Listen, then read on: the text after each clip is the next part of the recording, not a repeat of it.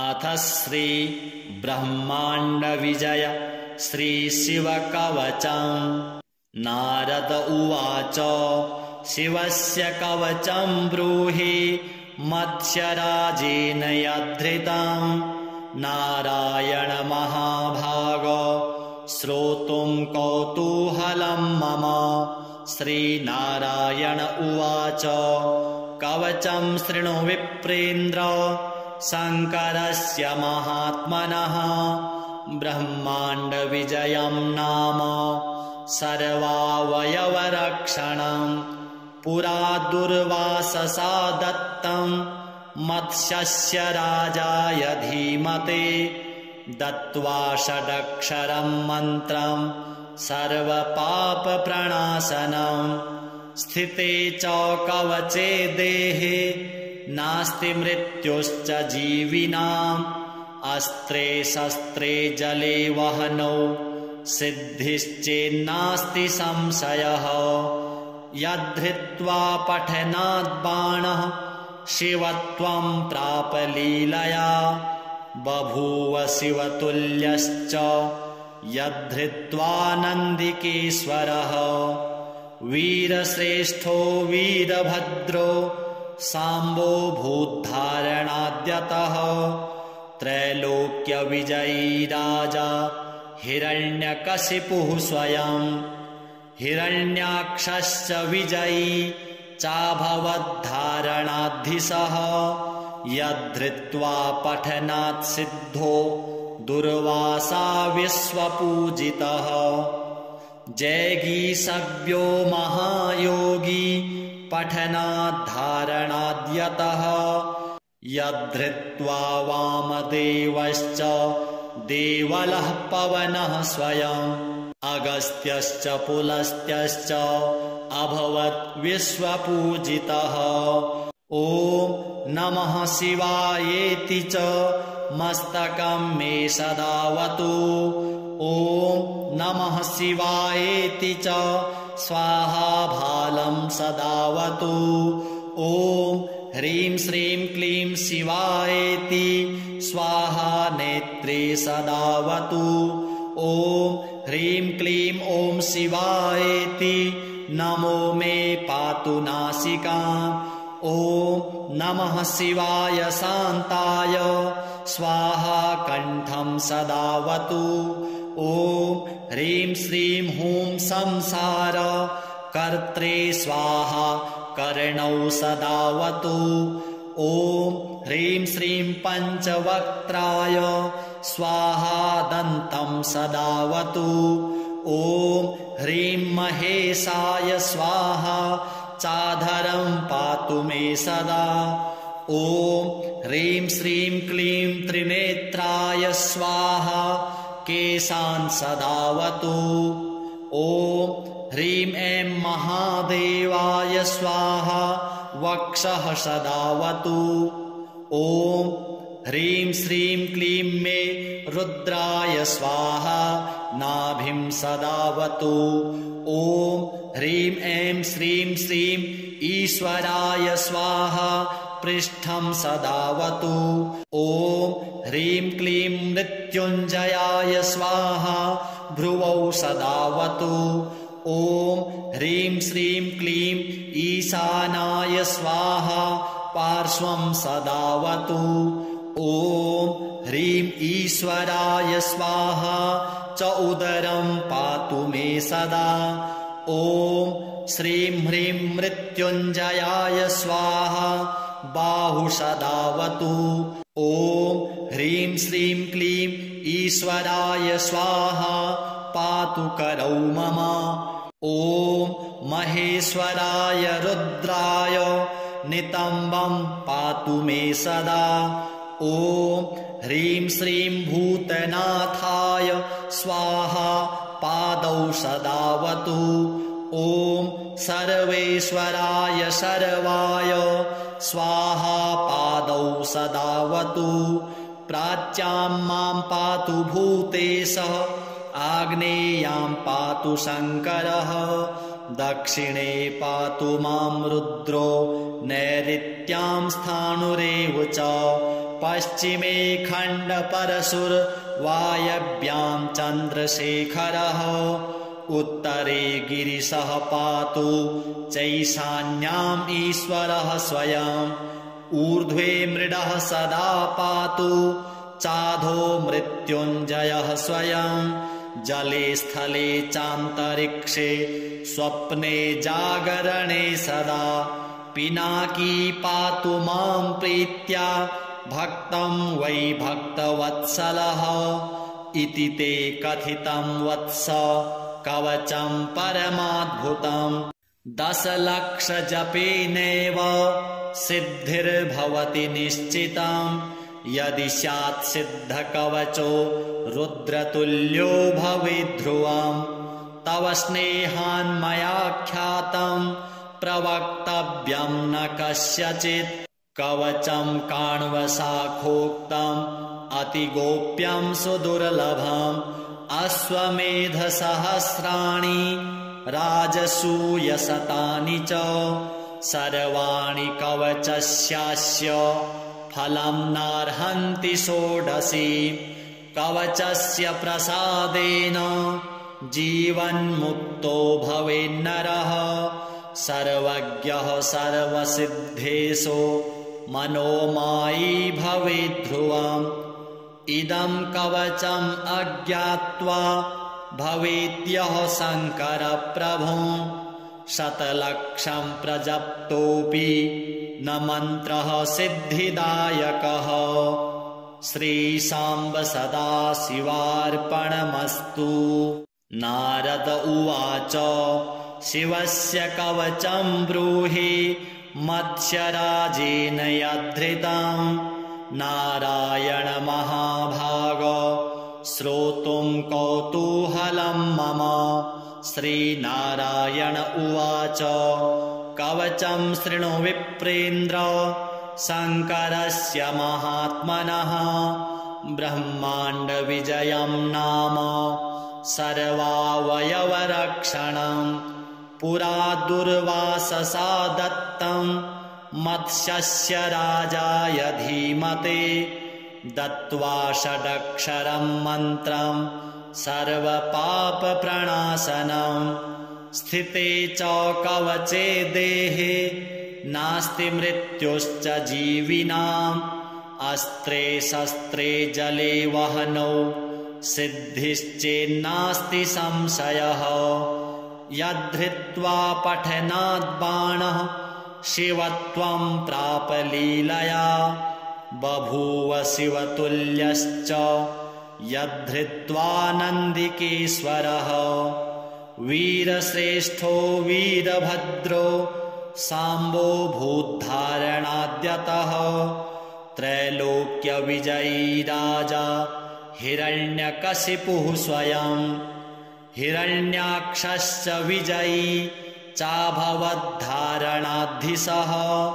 यद्धृत्वा पठनात् सिद्धो दुर्वासा विश्वपूजितः जैगीषव्यो महायोगी पठनाद्धारणाद्यतः यद्धृत्वा वामदेवश्च देवलः पवनः स्वयम् अगस्त्यश्च पुलस्त्यश्च अभवत् विश्वपूजितः ॐ नमः शिवायेति च मस्तकं मे सदावतु ॐ नमः शिवायेति च स्वाहा भालं सदावतु ॐ ह्रीं श्रीं क्लीं शिवायेति स्वाहा नेत्रे सदावतु ॐ ह्रीं क्लीं ॐ शिवायेति नमो मे पातु नासिकाम् ॐ नमः शिवाय शान्ताय स्वाहा कण्ठं सदावतु ॐ ह्रीं श्रीं हूं संसार कर्त्रे स्वाहा कर्णौ सदावतु ॐ ह्रीं श्रीं पञ्चवक्त्राय स्वाहा दन्तं सदावतु ॐ ह्रीं महेशाय स्वाहा चाधरं पातु मे सदा ॐ ॐ ह्रीं श्रीं क्लीं त्रिनेत्राय स्वाहा केशान् सदावतु।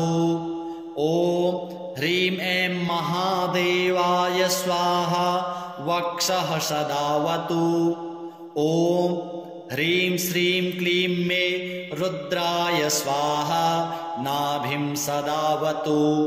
ॐ ह्रीं ऐं श्रीं श्रीं ईश्वराय स्वाहा पृष्ठं सदावतु। ॐ ह्रीं क्लीं मृत्युञ्जयाय स्वाहा भ्रुवौ सदावतु। ॐ ह्रीं श्रीं क्लीं ईशानाय स्वाहा पार्श्वं सदावतु।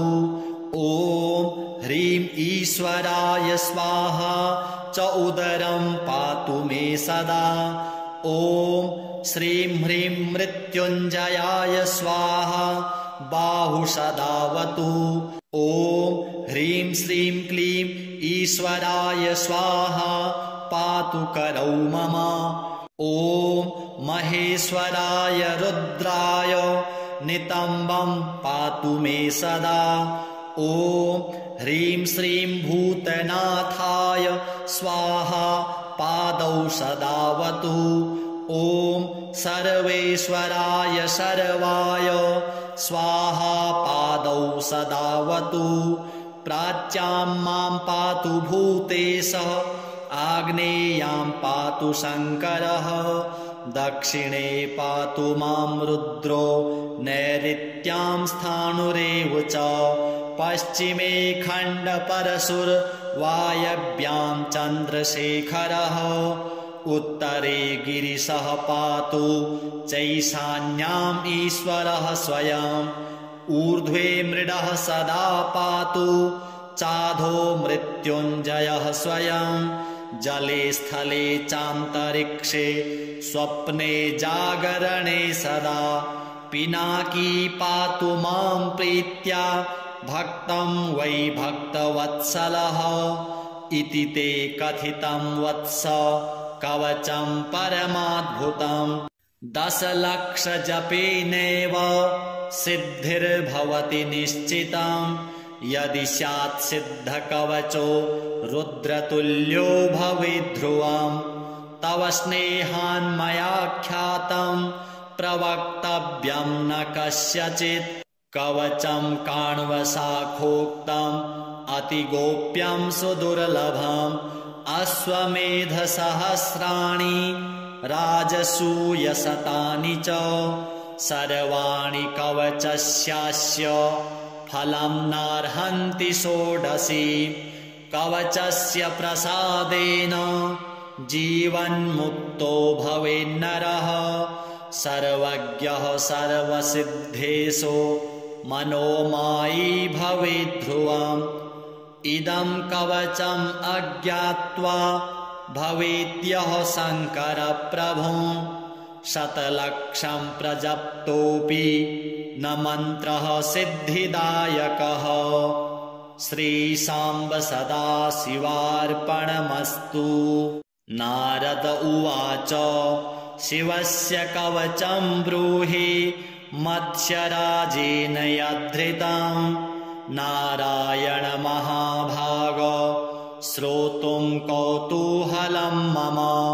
श्रीनारायण उवाच कवचं शृणु विप्रेन्द्र शङ्करस्य महात्मनः ब्रह्माण्डविजयं नाम सर्वावयवरक्षणं पुरा दुर्वाससा दत्तं मत्स्यस्य राजाय धीमते दत्त्वा षडक्षरं मन्त्रं सर्वपापप्रणाशनं स्थिते च कवचे देहे नास्ति मृत्युश्च जीविनाम् अस्त्रे शस्त्रे जले वहनौ सिद्धिश्चेन्नास्ति संशयः यद्धृत्वा पठनात् बाणः शिवत्वं प्राप लीलया बभूव शिवतुल्यश्च यद्धृत्वानन्दिकेश्वरः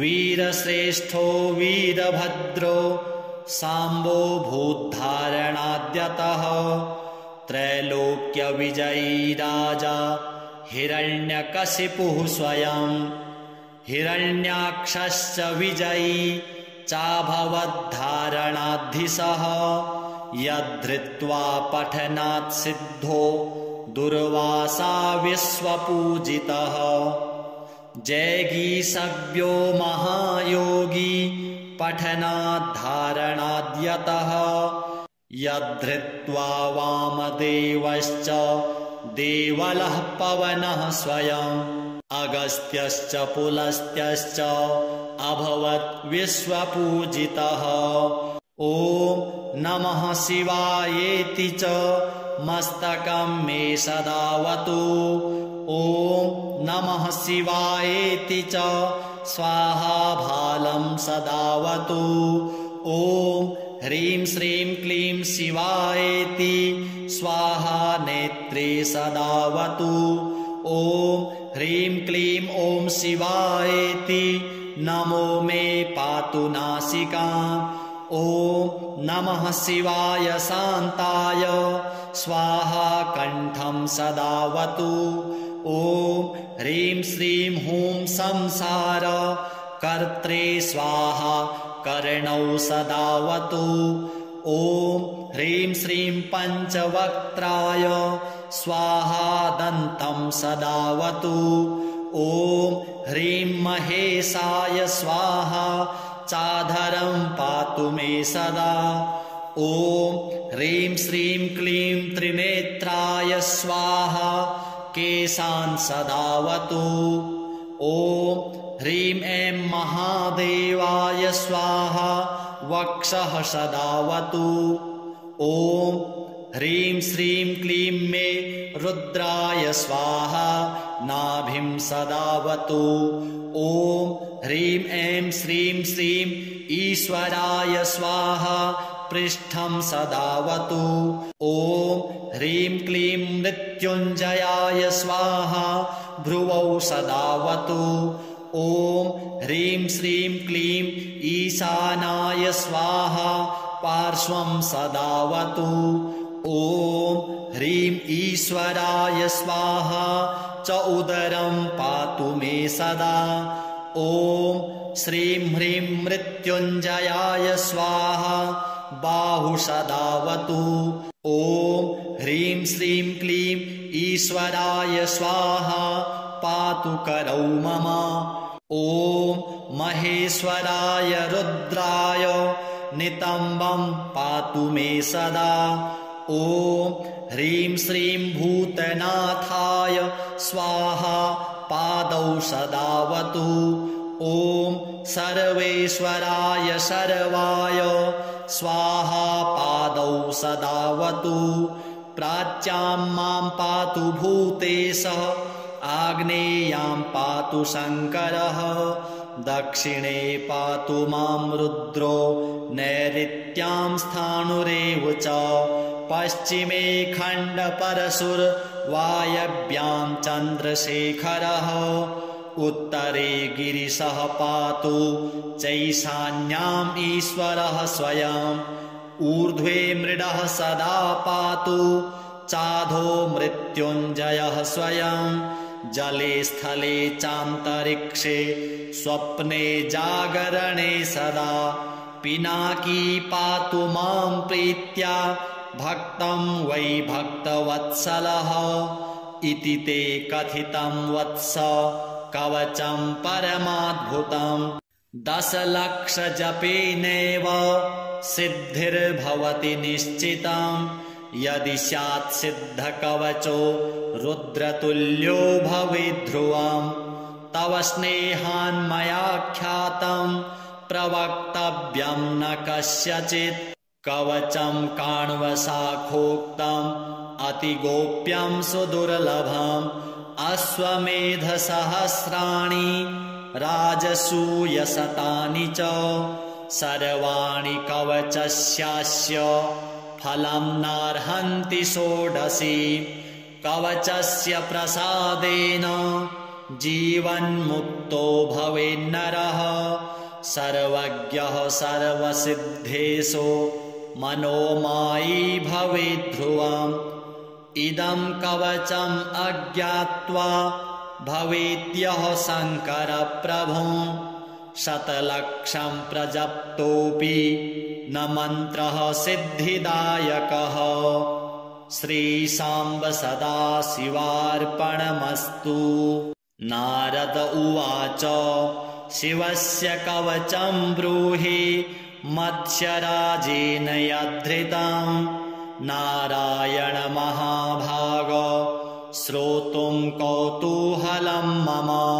श्रीनारायण उवाच कवचं शृणु विप्रेन्द्र शङ्करस्य महात्मनः ब्रह्माण्डविजयं नाम सर्वावयवरक्षणम् पुरा दुर्वाससा दत्तं मत्स्यस्य राजाय धीमते दत्त्वा षडक्षरं मन्त्रं सर्वपापप्रणाशनम् स्थिते च कवचे देहे नास्ति मृत्युश्च जीविनाम् अस्त्रे शस्त्रे जले वहनौ सिद्धिश्चेन्नास्ति संशयः यद्धृत्वा पठनात् बाणः शिवत्वं प्राप लीलया बभूव शिवतुल्यश्च यद्धृत्वा नन्दिकेश्वरः वीरश्रेष्ठो वीरभद्रो साम्बो भूद्धारणाद्यतः त्रैलोक्यविजयी राजा हिरण्यकशिपुः स्वयं हिरण्याक्षश्च विजयी चाभवद्धारणाधीशः यद्धृत्वा पठनात् सिद्धो दुर्वासा विश्वपूजितः जैगीषव्यो महायोगी पठनाद्धारणाद्यतः यद्धृत्वा वामदेवश्च देवलः पवनः स्वयम् अगस्त्यश्च पुलस्त्यश्च अभवत् विश्वपूजितः ॐ नमः शिवायेति च मस्तकं मे सदावतु ॐ नमः शिवायेति च स्वाहा भालं सदावतु ॐ ह्रीं श्रीं क्लीं शिवायेति स्वाहा नेत्रे सदावतु ॐ ह्रीं क्लीं ॐ शिवायेति नमो मे पातु नासिकाम् ॐ नमः शिवाय शान्ताय स्वाहा कण्ठं सदावतु ॐ ह्रीं श्रीं हूं संसार कर्त्रे स्वाहा कर्णौ सदावतु ॐ ह्रीं श्रीं पञ्चवक्त्राय स्वाहा दन्तं सदावतु ॐ ह्रीं महेशाय स्वाहा चाधरं पातु मे सदा ॐ ह्रीं श्रीं क्लीं त्रिनेत्राय स्वाहा केशान् सदावतु ॐ ह्रीं ऐं महादेवाय स्वाहा वक्षः सदावतु ॐ ह्रीं श्रीं क्लीं मे रुद्राय स्वाहा नाभिं सदावतु ॐ ह्रीं ऐं श्रीं श्रीं ईश्वराय स्वाहा पृष्ठं सदावतु ॐ ह्रीं क्लीं मृत्युञ्जयाय स्वाहा भ्रुवौ सदावतु ॐ ह्रीं श्रीं क्लीं ईशानाय स्वाहा पार्श्वं सदावतु ॐ ह्रीं ईश्वराय स्वाहा च उदरं पातु मे सदा ॐ श्रीं ह्रीं मृत्युञ्जयाय स्वाहा बाहु सदावतु ॐ ह्रीं श्रीं क्लीं ईश्वराय स्वाहा पातु करौ मम ॐ महेश्वराय रुद्राय नितम्बं पातु मे सदा ॐ ह्रीं श्रीं भूतनाथाय स्वाहा पादौ सदावतु ॐ ॐ सर्वेश्वराय सर्वाय स्वाहा पादौ सदावतु प्राच्यां मां पातु भूतेशः आग्नेयां पातु शङ्करः दक्षिणे पातु मां रुद्रो नैऋत्यां स्थाणुरेव च पश्चिमे खण्डपरशुर्वायव्यां चन्द्रशेखरः उत्तरे गिरिशः पातु चैशान्याम् ईश्वरः स्वयम् ऊर्ध्वे मृडः सदा पातु चाधो मृत्युञ्जयः स्वयं जले स्थले चान्तरिक्षे स्वप्ने जागरणे सदा पिनाकी पातु मां प्रीत्या भक्तं वै भक्तवत्सलः इति ते कथितं वत्स कवचं परमाद्भुतं 10 लक्षजपेनैव सिद्धिर्भवति निश्चितं यदि स्यात् सिद्धकवचो रुद्रतुल्यो भवेद्ध्रुवं तव स्नेहान्मया ख्यातं प्रवक्तव्यं न कस्यचित् कवचं काण्वशाखोक्तम् अतिगोप्यं सुदुर्लभम् अश्वमेधसहस्राणि राजसूयशतानि च सर्वाणि कवचस्यास्य फलं नार्हन्ति षोडशी कवचस्य प्रसादेन जीवन्मुक्तो भवेन्नरः सर्वज्ञः सर्वसिद्धेषु मनोमायी भवेद्ध्रुवम् इदं कवचम् अज्ञात्वा भवेद्यः शङ्करप्रभुं 100 लक्षं प्रजप्तोऽपि न मन्त्रः सिद्धिदायकः श्रीशाम्ब सदाशिवार्पणमस्तु।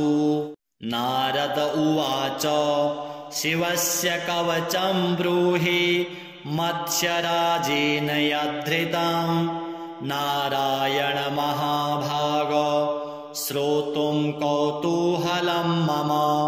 श्रीनारायण उवाच कवचं शृणु विप्रेन्द्र शङ्करस्य महात्मनः ब्रह्माण्डविजयं नाम सर्वावयवरक्षणम् पुरा दुर्वाससा दत्तं मत्स्यस्य राजाय धीमते दत्त्वा षडक्षरं मन्त्रं सर्वपापप्रणाशनम् स्थिते च कवचे देहे नास्ति मृत्युश्च जीविनाम् अस्त्रे शस्त्रे जले वहनौ सिद्धिश्चेन्नास्ति संशयः यद्धृत्वा पठनात् बाणः शिवत्वं प्राप लीलया बभूव शिवतुल्यश्च यद्धृत्वा नन्दिकेश्वरः वीरश्रेष्ठो वीरभद्रो साम्बो भूद्धारणाद्यतः त्रैलोक्यविजयी राजा हिरण्यकशिपुः स्वयं हिरण्याक्षश्च विजयी चाभवद्धारणाधीशः यद्धृत्वा पठनात् सिद्धो दुर्वासा विश्वपूजितः जैगीषव्यो महायोगी पठनाद्धारणाद्यतः यद्धृत्वा वामदेवश्च देवलः पवनः स्वयम् अगस्त्यश्च पुलस्त्यश्च अभवत् विश्वपूजितः ॐ नमः शिवायेति च मस्तकं मे सदावतु ॐ नमः शिवायेति च स्वाहा भालं सदावतु ॐ ह्रीं श्रीं क्लीं शिवायेति स्वाहा नेत्रे सदावतु ॐ ह्रीं क्लीं ॐ शिवायेति नमो मे पातु नासिकाम् ॐ नमः शिवाय शान्ताय स्वाहा कण्ठं सदावतु ॐ ह्रीं श्रीं हूं संसार कर्त्रे स्वाहा कर्णौ सदावतु। ॐ ह्रीं श्रीं पञ्चवक्त्राय स्वाहा दन्तं सदावतु। ॐ ह्रीं महेशाय स्वाहा चाधरं पातु मे सदा। ॐ ह्रीं श्रीं क्लीं त्रिनेत्राय स्वाहा केशान् सदावतु। ॐ ह्रीं ऐं महादेवाय स्वाहा वक्षः सदावतु। ॐ ह्रीं श्रीं क्लीं मे रुद्राय स्वाहा नाभिं सदावतु। ॐ ह्रीं ऐं श्रीं श्रीं ईश्वराय स्वाहा पृष्ठं सदावतु। ॐ ह्रीं क्लीं मृत्युञ्जयाय स्वाहा भ्रुवौ सदावतु। ॐ ह्रीं श्रीं क्लीं ईशानाय स्वाहा पार्श्वं सदावतु। ॐ ह्रीं ईश्वराय स्वाहा च उदरं पातु मे सदा। ॐ श्रीं ह्रीं मृत्युञ्जयाय स्वाहा बाहु सदावतु। ॐ ह्रीं श्रीं क्लीं ईश्वराय स्वाहा पातु करौ मम। ॐ महेश्वराय रुद्राय नितम्बं पातु मे सदा। ॐ ह्रीं श्रीं भूतनाथाय स्वाहा पादौ सदावतु। ॐ सर्वेश्वराय सर्वाय स्वाहा पादौ सदावतु। प्राच्यां मां पातु भूतेशः आग्नेयां पातु शङ्करः दक्षिणे पातु मां रुद्रो नैऋत्यां स्थाणुरेव च पश्चिमे खण्डपरशुर्वायव्यां चन्द्रशेखरः उत्तरे गिरिशः पातु चैशान्याम् ईश्वरः स्वयम् ऊर्ध्वे मृडः सदा पातु चाधो मृत्युञ्जयः स्वयं जले स्थले चान्तरिक्षे स्वप्ने जागरणे सदा पिनाकी पातु मां प्रीत्या भक्तं वै भक्तवत्सलः इति ते कथितं वत्स कवचं परमाद्भुतं 10 लक्षजपेनैव सिद्धिर्भवति निश्चितं यदि स्यात् सिद्धकवचो